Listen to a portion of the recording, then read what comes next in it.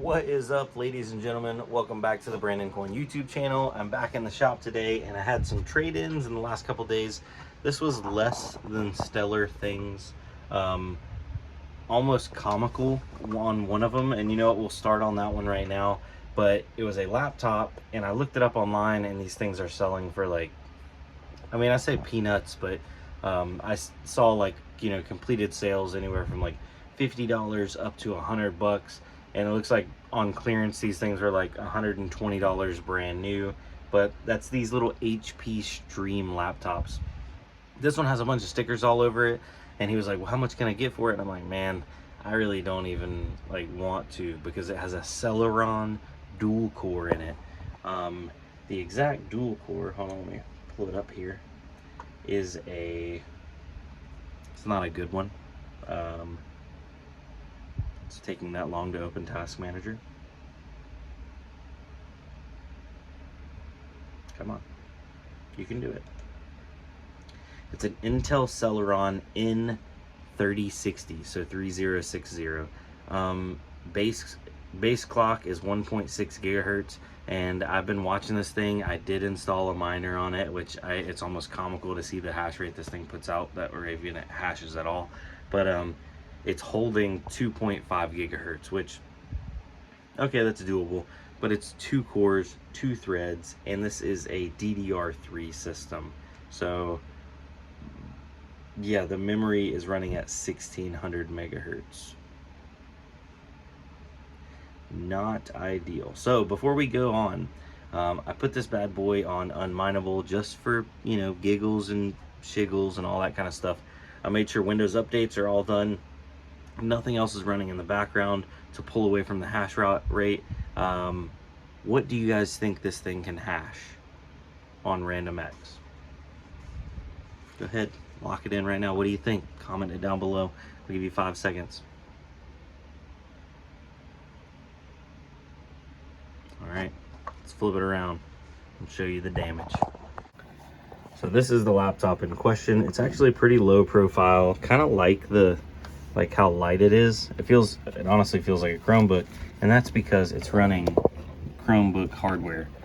These processors do significantly better on anything other than Windows. Windows is just too heavy for them, but on Windows through Unmineable, it's doing 90 hashes. 90.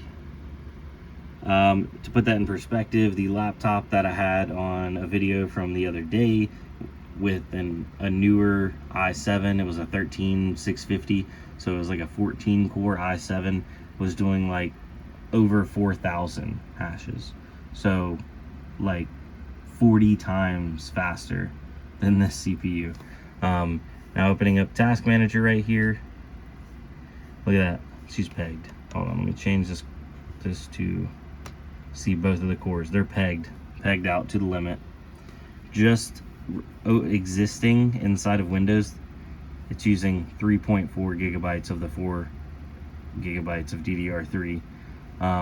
The SSD, or sorry, I don't even think this is an SSD. It's a SanDisk DF. I think this is the eMMC, maybe, I'm not sure, but it's got a 32 gig drive in it. I don't even know what people realistically use these computers for. Were these like school computers that were given out and nobody ever wanted back for obvious reasons? I'm not sure, but regardless, got him upgraded. He has now got some parts and he's putting a desktop machine together. But yeah, I just thought that was funny. 85 hashes. 85. It just spikes up to 90 every now and then. This is like, obviously it's not worth it to mine on CPUs on laptops, like any of them really. This is beyond the definition of like worth it to mine. This thing would literally take a lifetime to pay itself off, even though it was only, you know, a cheap price. It just don't do it, and it ain't never gonna like overheat because it don't put no power down. But yeah, I just thought that was funny. Now the other thing that got traded in was this GPU right here. He brought it in. He's like, I don't know what's wrong with it, sorry, I do know what's wrong with it. It's got a broken fan, and then this fan said see you later. but he's like, I don't know what GPU it is. And I'm like, have you never run it? And he's like, no.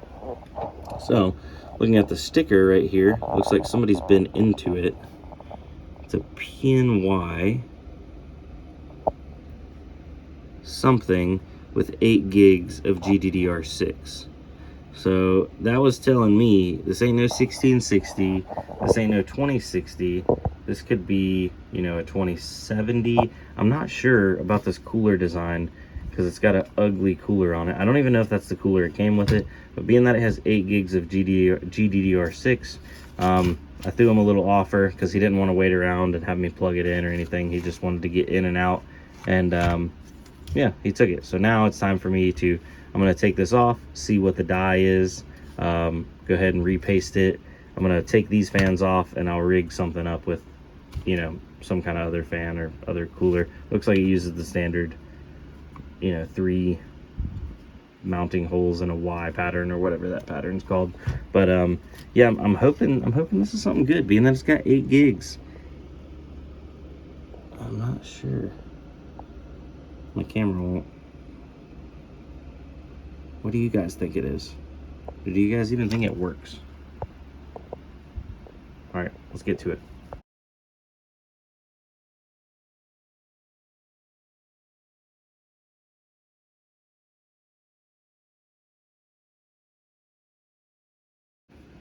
All right, ladies and gentlemen, it's got a TU-106 400A-A1, which comes up to a RTX 2070 Super.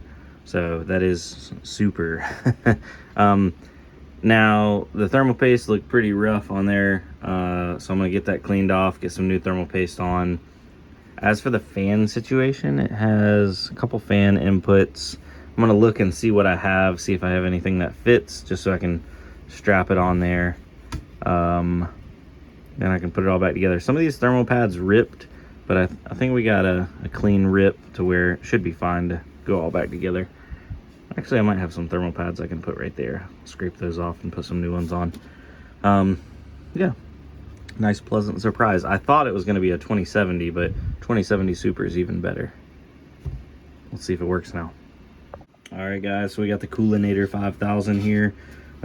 Just temporary, so I can plug it in, give it a little Molex power, so that bad boy does the old Sama. And then probably plug it in right there, just to see if it actually works and boots up. What do you think, guys? I'm gonna be honest, I don't think it's gonna work. All right, let's go. All right, I've booted it up and turned it off a couple different times, and it looks like it's finding it, maybe? Ha, there we go. Oh, there it is, 2070. Oh, is it not a 2070 Super? I thought it was a 2070, my bad. Or a 2070 Super. Let's see here.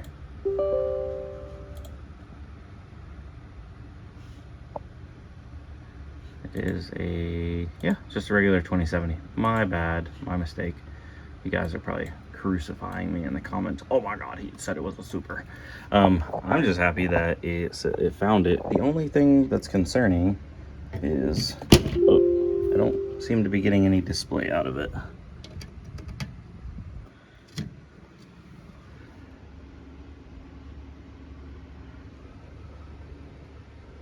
So that's not great. And also, it's not reading an MSI Afterburner correctly.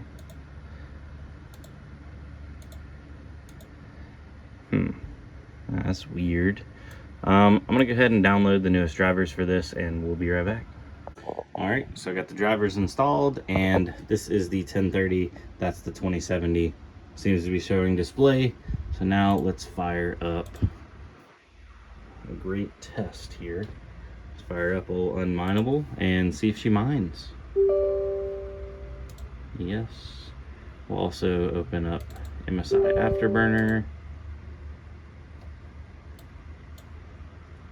Continue. 2070, it's showing, it's got some clocks on there now, so that's good.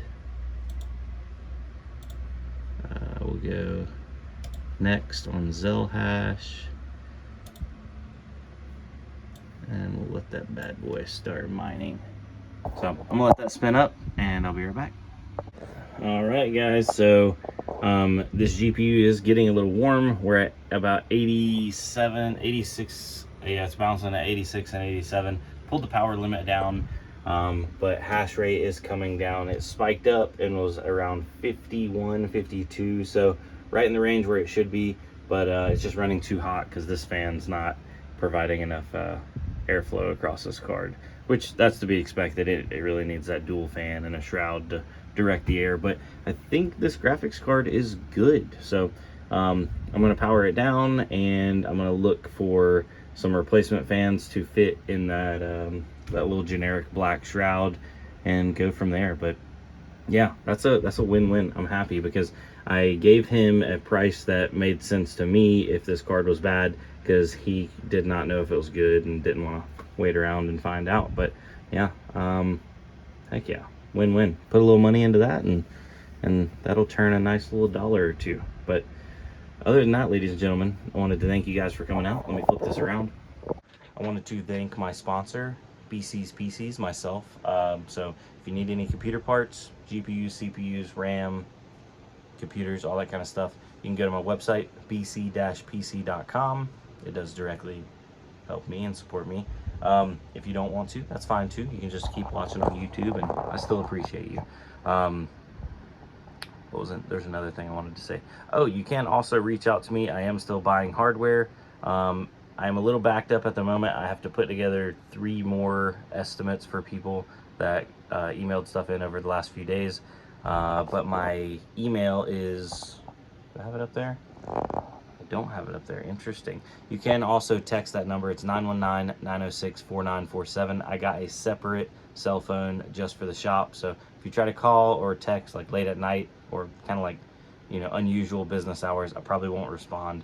But you can text me if you wanted to sell some stuff, or give me a call. Texting is probably the easiest. Yeah. But I am buying GPUs, CPUs, anything computer related, essentially. Unfortunately, no more Mac stuff, because I bought an iMac, and that's a whole nother video. But anyway, guys, thanks for coming out. I'll see you on the next one. Adios.